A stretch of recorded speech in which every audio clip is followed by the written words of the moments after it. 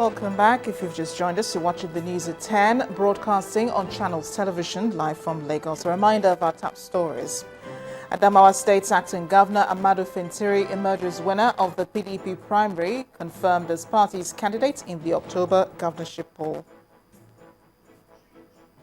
PDP and APC trade accusations of fraud in the August 9th Osun State governorship election.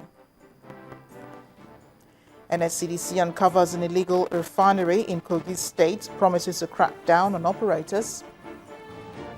US President Barack Obama threatens to step up offensive against Islamic State militants.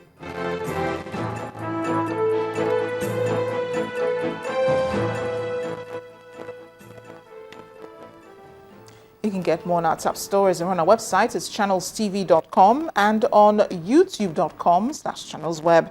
But do visit m.channelstv.com so you can view us live on your mobile device and download the Channels TV app for Android, iOS and Windows phones from their respective stores. We'd like you to also interact with the Channels Eyewitness feature on our Android, iOS and Windows 8 platforms. So if you have pictures or videos you'd like to share with us, tap the application on your device, swipe to reveal the Eyewitness menu and follow the instructions.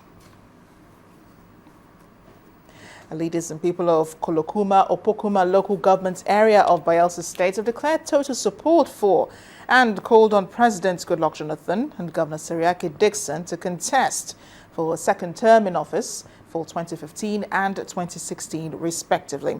The people defy the heavy downpour as they declared their support for both the president and the governor at a rally in Kayama, the Opokuma local government headquarters. Massive crowd of indigenes, Kolokuma and Opokuma, giving full backing to the second term bid of the Bayelsa State Governor, Seriake Dickson, and the President Dr. Goodluck Jonathan. And the reason for this support is their belief that both men have performed well, and the list of the governor's performance, they say, is endless. Construction of a Presbyterian General Hospital at Kayama, near completion. Construction of Aswama Sports Complex. Other sons and daughters of the kingdom also expressed their appreciation to the governor for the number of transformational projects embarked upon in the local government. A 100% support for Governor Henry Seriake Dickson and President Goodluck Jonathan. We cannot wait any longer. It is getting too late. Nobody can come and tell us what Goodluck has done. We know what we have done because we are inside poverty. All the women of Opokuma, they are all behind Goodluck Jonathan and Seriake Dickson. Yes, because we want progress in this our local government area. And the highlight of the day was when the member representing the two communities in the State House of Assembly, the Deputy Majority Leader, Honorable Tonya Isena, asked the question if the President and Governor should both recontest for second term in office. And the answer was a resounding yes. I hereby move that this crowd here do hereby ask that Goodluck Jonathan should come and contest for second tenure. Just in favor, say hi!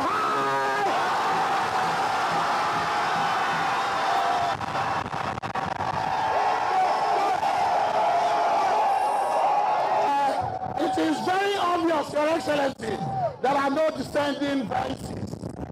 So needless to put those against. Representing the governor at the event, the secretary to the state government, Professor Alison Oguru, assured the crowd that it would convey their solidarity and total support to the governor of the state.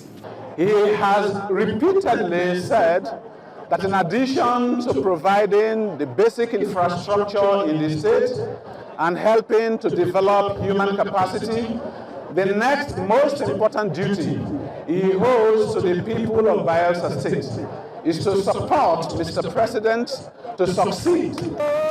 Bayelsa State was created only 3 years ago, but with development so far in the state, it is already competing with older states, and according to the government of the day, is a fruit which the present administration wants to build upon.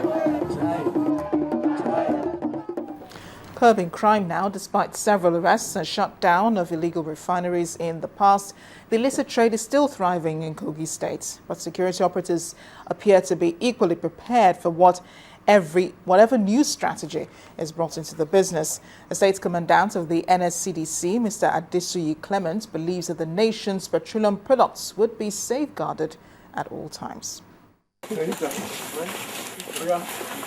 On discovery of the site, the Kogi State Command of the NSCDC mobilized their men and drove to the illegal refinery, which is located in the thick of the forest, about 30 kilometers in Ahuzie village, under Okene local government area. In this neck of the woods is a generator, fans, foodstuff, clothing, and also a substance suspected to be crude oil. Shocked at this startling discovery, the State Commandant pointed out that his boys have been on the ground in the last 2 nights monitoring the activities of these criminals, and at the last count, 65 drums filled with diesel have been produced by the suspects. Very unfortunate. These criminals are bent to ruin the economy of this nation, and we at Nigerian Security and Civil Defense Corps, we shall fight this battle to the last. He also told journalists that the success of this discovery was owing to the hard work of his boys, who have kept watch. We succeeded in discovering this place based on our intelligence information and based on the hard work of my men. They work hard. A lot of them have been monitoring, patrolling this area for the past 2 weeks. And that was the way we succeeded. As investigation continues, the big issue now is how long would it take security operatives to get the brains sponsoring this illegal business? Because perhaps it might be the only way of finally bringing this illegal activity to a halt.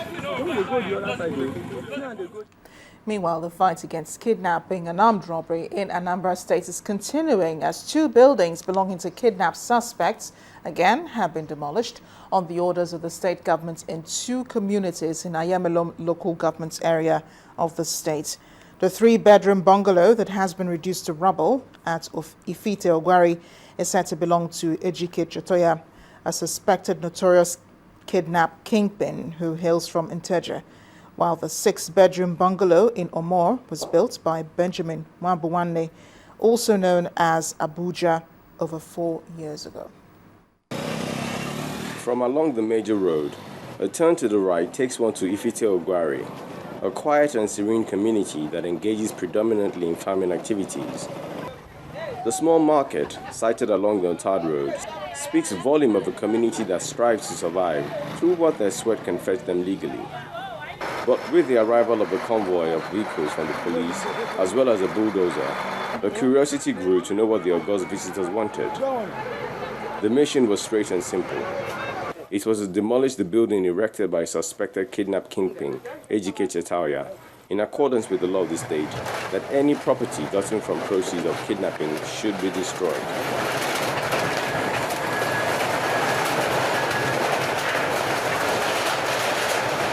According to the villagers, the suspect bought the land on the pretense that he was going to build an industry, but they observed that since the construction of the 3-bedroom structure, no economic activity had ever taken place. The state police public relations officer corroborated the story and says the suspect was still under interrogation and making useful confessions too. The man was a serious kingpin.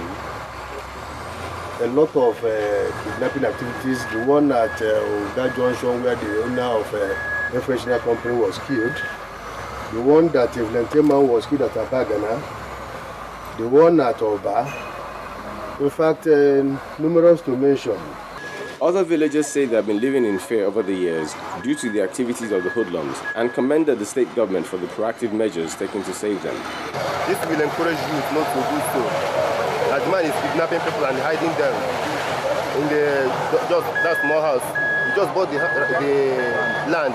They think that he wants to build a mansion there or do something better or for as a company. But what we hear is that he's kidnapping people and hiding them. Benjamin Mwambuwanne, another suspect who also engaged in kidnapping activities at Omor, also had his building demolished to the excitement of the crowd.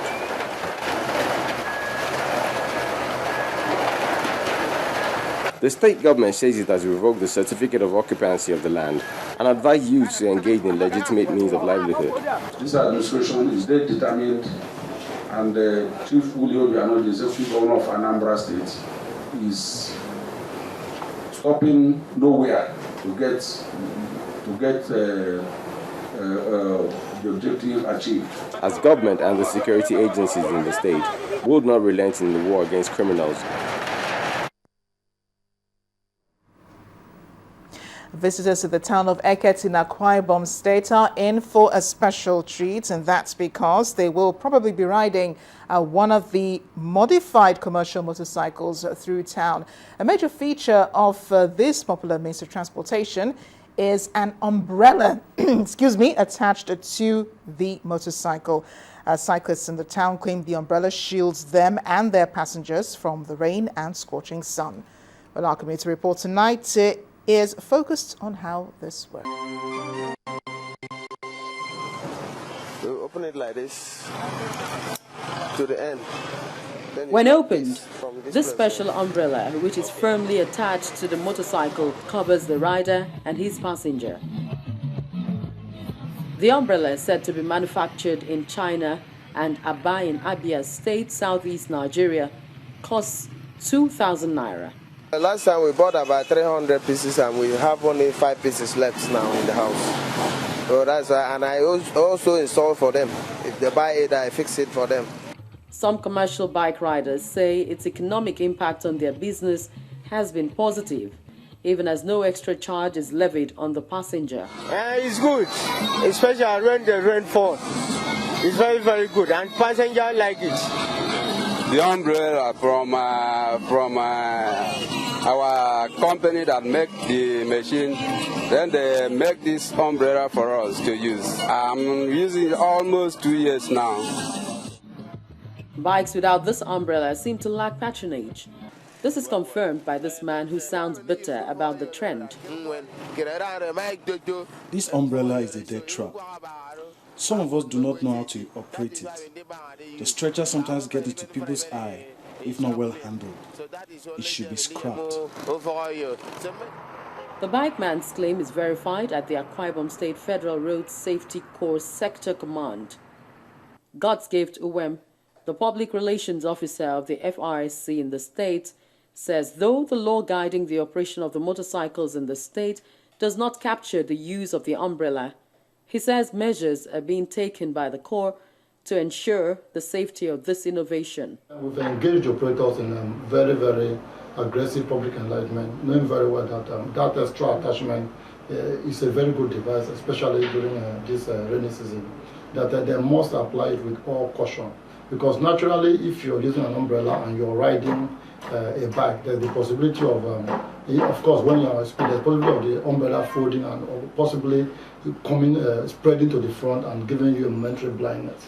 So while that comfort is a little recommended, provided it is within the specification of the manufacturer, what we are doing in our bit is to, while our investigation lasts, is to encourage the people to abide by all traffic rules and then apply manageable speed limit so that the umbrella will not get out of hand and then cause accidents which may not be palatable. With a low speed limit, commercial motorcyclists with this special umbrella may perhaps not be negating the laws guiding their operations in the state.